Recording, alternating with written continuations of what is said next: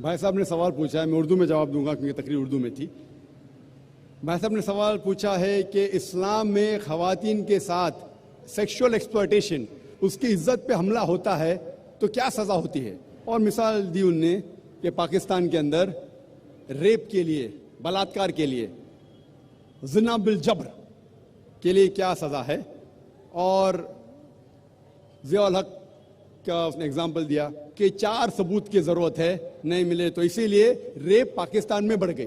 बहुत से लोगों को गलत फहमी है कि रेप के लिए, ज़िना बिल जबर के लिए, बलात्कार के लिए 4 सबूत की ज़रूरत है। कुरान मजीद या हदीस में कहीं भी नहीं लिखा है कि बलात्कार या ज़िना बिल जबर के लिए 4 सबूत की ज़रूरत है। कुरान मजीद में लिखा हुआ है, जो मैंने आयत कोट की, सूरह नूर सूरा नंबर 24 आयत नंबर 4 में, अगर कोई इल्जाम लगाता है औरत पर कि उसने कोई जिना किया, दूसरा कुछ किया, तो 4 सबूत की जरूरत है, या बच्चा लने बराबर ने। जिना के लिए अगर कोई इल्जाम लगाता है कि ये औरत ने जिना किया या वो मर्द ने जिना किया, तो वो आदमी जो इल्जाम लगाता है उसको 4 सबूत पेश करना फर्ज है। अगर 4 सबूत पेश नहीं कर सकता तो वो आदमी को 80 कोड़े पड़ेंगे। उसका मतलब ये नहीं कि अगर कोई औरत के साथ बलात्कार करता है तो वो औरत अगर इल्जाम लगाती है उस वक्त 4 सबूत की जरूरत नहीं है, तो अच्छी बात है।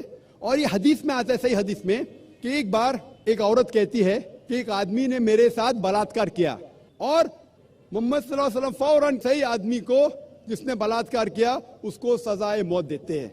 सही हदीस है। उस टाइम 4 सबूत की जरूरत नहीं, लेकिन सबूत की जरूरत है। It may be an evidence only of the women, but it should be backed up with circumstantial evidence. मतलब बलात्कार अगर कोई औरत इल्जाम लगाती है, अगर साबित होता है, चाहे वो मेडिकल साइंस से हो, चाहे वो एनी वे से हो, साबित हो जाए तो वो आदमी को सजाए मौत है इस्लाम में। इसीलिए आप देखेंगे इस्लाम में there is something like modesty.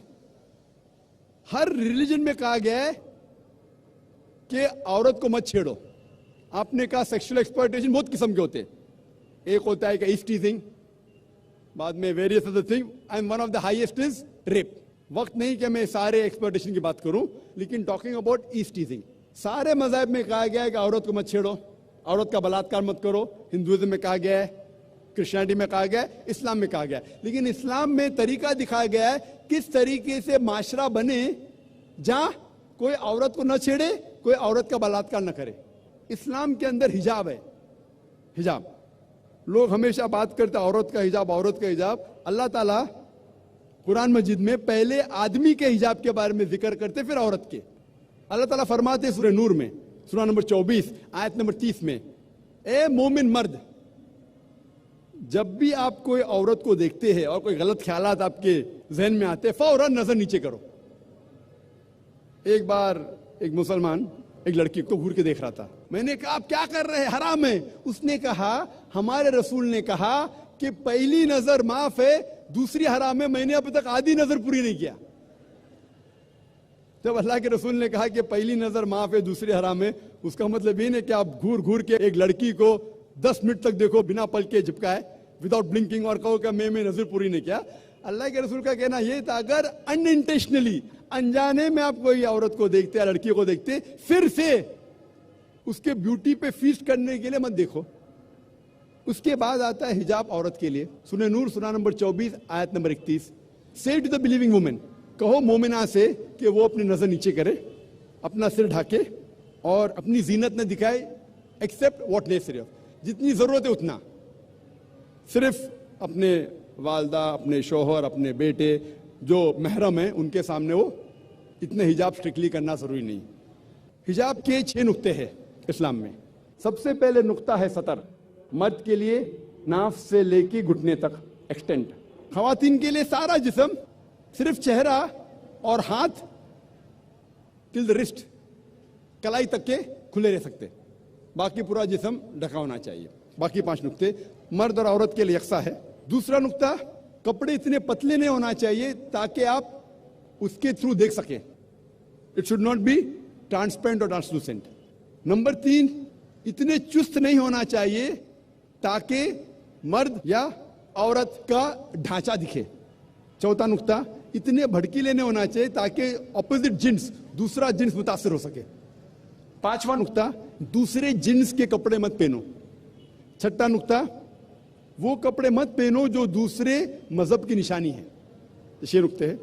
और अल्लाह के रसूल फरमाते सूरह अहज़ाब में सूरा नंबर 33 आयत नंबर 59 में 59 में अल्लाह फरमाते, ए नबी कह दो अपने बीवियों से, अपने बेटियों से, मोमिन औरतों से कि जब भी वो बाहर जाए तो एक क्लोक ओढ़े, जिलबाब ओढ़े, ताकि लोग उन्हें पहचान सके। No one should molest them, कोई उनसे छेड़खानी ना करे। मैं पूछना चाहता हूं आपसे कि अगर कलकत्ता में दो जुड़वा बहन, बहुत खूबसूरत, यकसा खूबसूरत, दोनों कलकत्ता के सड़क पे चल रहे हैं, एक बहन पहनी है इस्लामिक कपड़े, हिजाब, सारा जिस्म ढका हुआ है, सिर्फ मुंह और हाथ कलाई तक खुले हैं। दूसरी बहन मगरिबी कपड़े पहनी है, मिनी स्कर्ट और शॉर्ट, और दोनों चल रहे कलकत्ता के सड़क के ऊपर। और कोने के ऊपर खड़ा हुआ है एक लफंगा लड़की को छेड़ने के लिए। मैं आपसे पूछना चाहता हूं, वो कौन से लड़की को छेड़ेगा?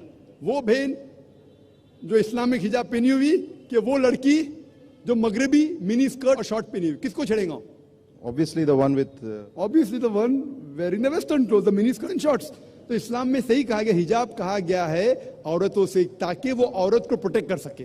और आप जानते हैं कि अमेरिका में जो हम समझते सबसे तालीम याफ्ता मुल्क है, सबसे ऊंचा मुल्क है, मोस्ट एडवांस कंट्री, आप जानते हैं वहां सबसे ज्यादा रेप होते।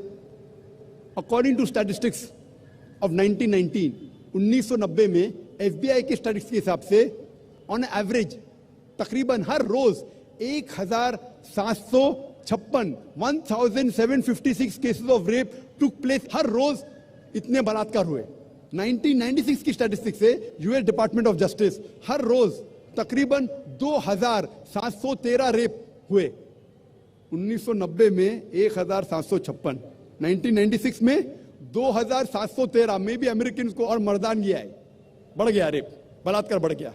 मैं पूछना चाहता हूं, अगर आप इस्लामिक शरीयत अमेरिका में इख्तियार करेंगे, अगर कोई आदमी खातून को देखता है, बुरे ख्यालात आते, नजर नीचे करो, उसके बाद खातून सर से पांव तक ढकी रहना चाहिए, सिर्फ चेहरा या हाथ खुला रह सकता है। उसके बाद अगर कोई आदमी किसी का बलात्कार करता है, कैपिटल पनिशमेंट, डेथ पेनल्टी, सजा है मौत। मैं पूछना चाहता हूं, बलात्कार की तादाद अमेरिका में बढ़ेंगी, वहीं के वहीं रहेंगी या घटेंगी?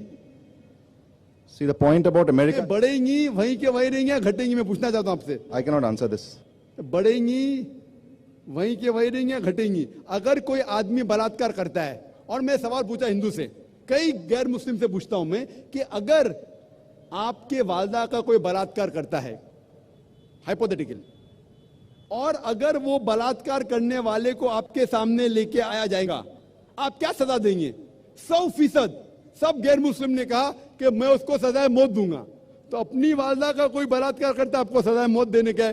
दूसरी किसी वालदा का करता है तो आप बोलते हैं सजाए मौत इज अ मर्सीलेस पनिशमेंट, वो बहुत खतरनाक है। कोई गैर मुस्लिम ने कहा कि मैं तो उसको तड़पा तड़पा के मारूंगा। सबसे लीस्ट बलात्कार जो पूरे दुनिया में होता है वो सऊदी अरेबिया। क्यों? क्योंकि ये शरीयत वाला लागू है। पाकिस्तान कौन कहता है कि पूरा इस्लामिक मुल्क है? नाम का है Pakistan. Some places they follow, some they don't.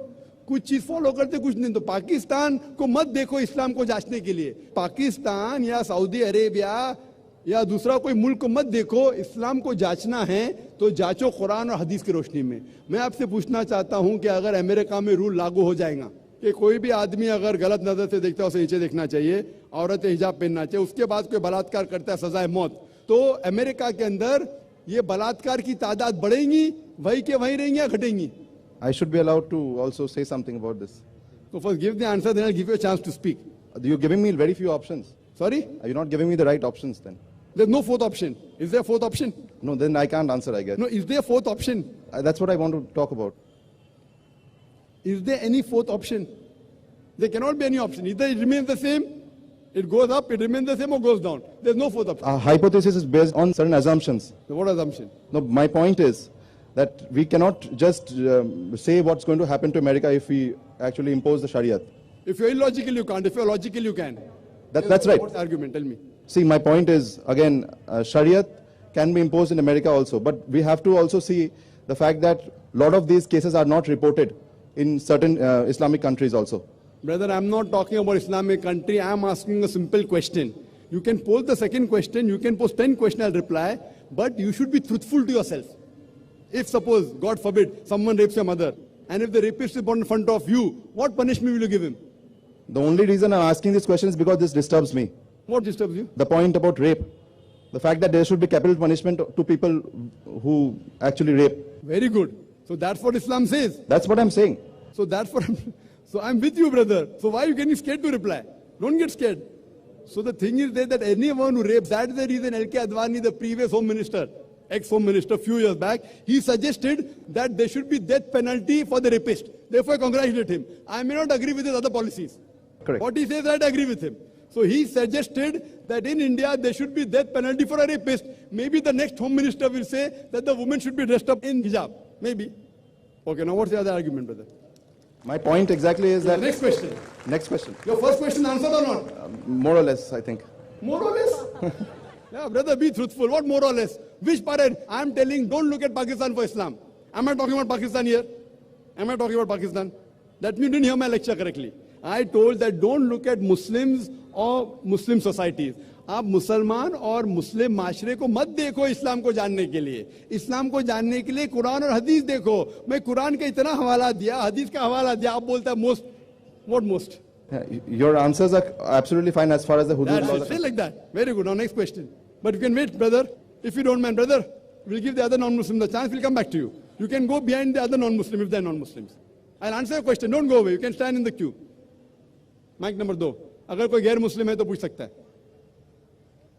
भाई साहब पूछिए. मेरा नाम शीतल दास गुप्ता है और मैं एक स्टूडेंट हूँ क्लास 10 का. मैं आपसे ये जानना चाह रहा था सर कि एक लेडी जो अपने हस्बैंड से शादी करती है तो उसे कितना हद तक जाए उसे प्यार करे. प्यार का कितना हक होता है? भाई साहब का सवाल है कि जब एक औरत अपने हस्बैंड से शादी ने एक आदमी से शादी करके हस्बैंड बन जाता हो. हस्बैंड से शादी करने की जरूरत नहीं. अगर एक औरत एक आदमी से शादी करती है तो वो हस्बैंड बन जाता है. उससे कितना इख्तियार है, कितना प्यार करे. जितना ज्यादा करे उतना अच्छा है. जितना ज्यादा करे उतना अच्छा है. और शोहर के लिए भी जितना ज्यादा प्यार करे अपने बीवी से उतना अच्छा है, उतना अच्छा मोमिन हो.